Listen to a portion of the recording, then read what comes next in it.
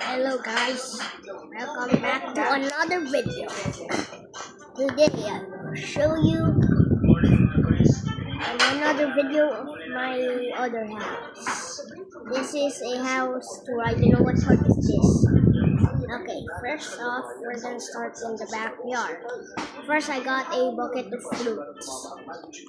Yes, and a waste barrel with a tomato can and a water gun. And next is the storage room filled with whatever this is. I don't know what is that. What is that thing again?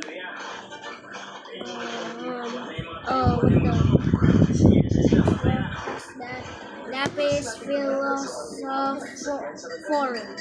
Lapis philosophorum. And another one here, right here. Okay, guys. So, I forgot why I pressed this thing. I don't know. Next is a drawer. Let me remove the maps.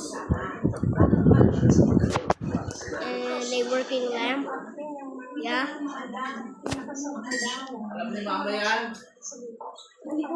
Dada! Ignore the background. I'm Ellie. This is the bed. This is my bed. This bed upstairs. And that bed is Melon's bed. Yeah. And he has a shotgun for self-defense. Next is a helicopter. Next is a helicopter toy right behind me on the barrel. And a little windmill that actually wait, Mom, I'm recording.